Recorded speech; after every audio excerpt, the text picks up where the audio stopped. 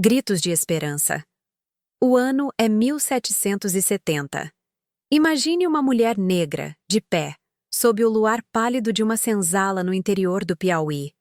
Em suas mãos, ela não carrega ferramentas de lavoura, mas um fragmento de papel e uma pena improvisada. Ela sabe que, se for descoberta, o castigo será implacável, talvez o último de sua vida. No entanto, o silêncio da noite é preenchido pelo som rascante da escrita.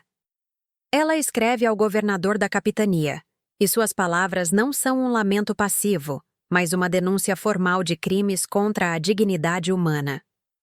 Eu sou uma escrava de Vossa Senhoria, ela começa. Mas o que se segue é um manifesto de resistência que desafia 3 séculos de opressão. Por que a história de Esperança Garcia permaneceu enterrada por 200 anos em arquivos empoeirados? O que faz desta carta o documento jurídico mais importante da resistência negra no Brasil colonial? Hoje, mergulhamos na vida da mulher que transformou a alfabetização em uma arma de guerra e a dor em um processo judicial. Esta não é apenas uma história sobre escravidão. É sobre a primeira vez que a justiça brasileira foi acionada por quem o sistema tentou desumanizar.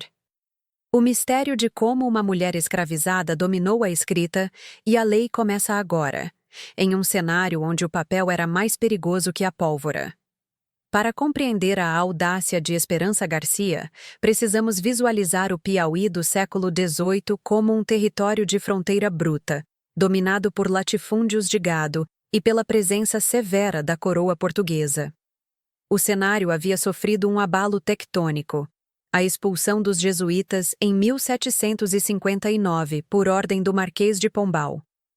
Com a saída dos padres, as fazendas de gado, antes sob gestão religiosa, passaram para o controle de administradores reais, homens frequentemente brutais e sem qualquer fiscalização. Esperança vivia na fazenda Algodões, um lugar que se tornou um microcosmo de um império em transição, onde o lucro valia mais que o batismo e a vida.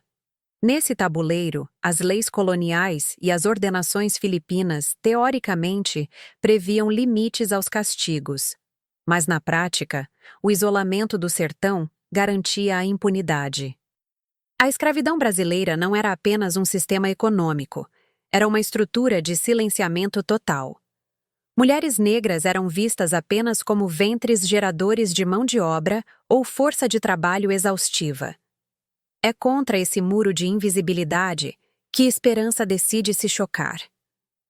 Ela compreendeu que o sistema tinha uma linguagem própria, a escrita, e que para lutar contra o leão, ela precisaria usar os dentes do próprio leão. A origem de Esperança Garcia é o que explica sua capacidade única de revidar. Ela nasceu e cresceu na fazenda Algodões durante o período de gestão jesuítica.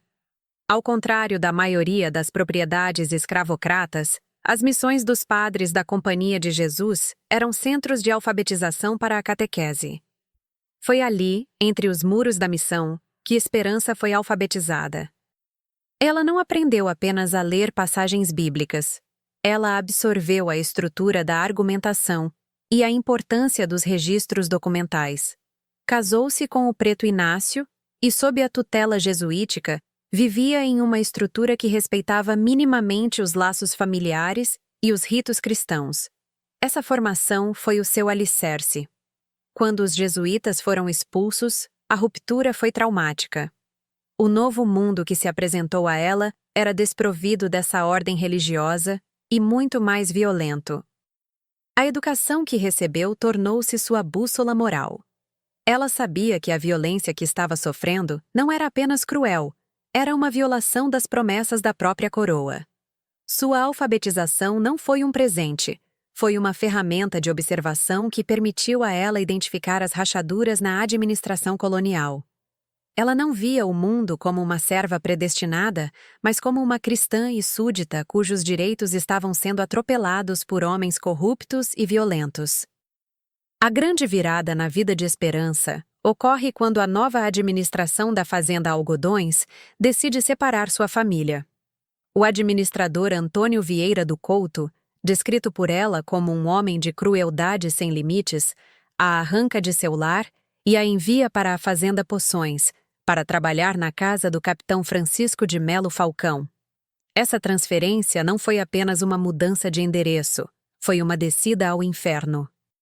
Longe de seu marido, Esperança encontrou um ambiente de terror psicológico e físico. Ela relata que passou a ser tratada não como um ser humano, mas como um objeto de descarga de fúria. É aqui que surge uma das frases mais dolorosas e viscerais de sua carta. Ela descreve a si mesma como um colchão de pancadas. A violência era cotidiana e indiscriminada. No entanto, o ponto de ruptura não foi a sua própria dor. O que acendeu a centelha da revolta definitiva foi ver a agressão física atingir seus filhos pequenos. Quando o sangue de seu filho manchou o chão por causa da violência dos feitores, a submissão de Esperança morreu. Ela percebeu que, se não fizesse algo extraordinário, seus filhos não sobreviveriam para contar a história. O medo deu lugar a uma clareza gelada. Ela precisava levar sua voz para fora daqueles limites geográficos. A escalada da tensão atinge o ápice quando Esperança Garcia, em segredo absoluto, começa a redigir sua petição. Imagine a logística impossível: conseguir papel, tinta e um momento de privacidade em uma casa onde ela era vigiada e agredida constantemente. Ela escreve com uma precisão cirúrgica, detalhando que o administrador a tirou de sua fazenda de origem, a privou da companhia do marido e a submeteu a grandes sofrimentos. Mas há um detalhe que mostra sua inteligência estratégica. Ela não reclama apenas da dor física. Ela denuncia que está sendo impedida de cumprir seus deveres religiosos, como o batismo de seus filhos e a confissão.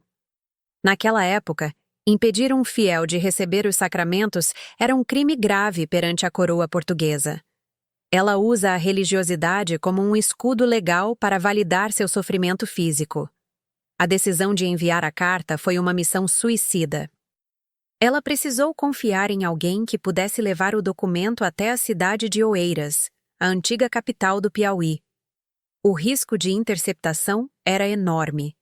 Se o administrador encontrasse aquele papel, Esperança provavelmente não viveria para ver o amanhecer. Ela coloca sua vida dentro de um envelope e o lança ao destino, aguardando que o governador Gonçalo Lourenço Botelho de Castro tivesse a decência de ler as palavras de uma escrava. O feito principal de Esperança Garcia é o conteúdo da carta datada de 1º de setembro de 1770. No texto, ela narra com uma crueza estarrecedora as agressões sofridas. Sou um colchão de pancadas, tanto que caí de uma altura abaixo e por pouco não morri. Ela relata que seu filho, uma criança pequena, foi agredido na boca por um feitor, o que causou um sangramento tão grave que ela sentiu a morte de perto. A carta é uma peça jurídica completa. Apresenta o fato, a prova, o sangue de seu filho e as marcas em seu corpo, e faz um pedido claro de providências. Ela suplica para ser devolvida à sua fazenda original e para que sua família seja reunida. O resultado imediato desse ato foi um choque no sistema burocrático da capitania. Nunca antes uma pessoa escravizada havia redigido uma reclamação direta ao governador com tamanha propriedade de linguagem. Esperança não usou intermediários. Ela assinou seu próprio nome. O processo de escrita foi um ato de autodefesa que transformou o papel em um tribunal. Naquele momento, ela deixou de ser propriedade e se tornou uma peticionária. Embora o sistema colonial tenha tentado ignorar o desfecho, a existência física da carta tornou-se uma prova irrefutável de que a mente negra nunca foi escravizada, apenas o corpo. Após o envio da carta, o mundo colonial reagiu com a lentidão típica da burocracia, e por muito tempo, o paradeiro de Esperança Garcia tornou-se um vácuo. Não se sabe ao certo se ela foi atendida de imediato, mas o impacto prático foi o registro histórico de sua voz. Por 209 anos, essa carta ficou enterrada nos arquivos públicos do Piauí, coberta pelo pó da indiferença e pelo racismo institucional que não admitia a existência de uma intelectual negra no século XVIII. A história oficial do Brasil foi escrita para silenciá-la. Durante séculos, as disputas acadêmicas ignoraram a possibilidade de escravizados serem alfabetizados ou terem consciência jurídica. Houve um silêncio ensurdecedor sobre seu nome, enquanto os monumentos eram erguidos para os homens que a açoitavam. O reconhecimento parcial só começou a surgir quando a história social passou a olhar para os arquivos não como cemitérios de papéis, mas como locais de resistência. O mundo tentou distorcer sua imagem, tratando a escravidão como um sistema onde as vítimas eram passivas, mas a carta de esperança estava lá, esperando para ser redescoberta e para desmentir toda uma historiografia elitista. A disputa pela sua memória seria vencida pela persistência de um pesquisador que não aceitou o esquecimento como resposta. O custo humano dessa jornada foi o preço da solidão e da incerteza. Esperança. Garcia viveu o dilema de qualquer denunciante em um regime de exceção. O medo de que sua voz trouxesse mais dor para aqueles que ela amava.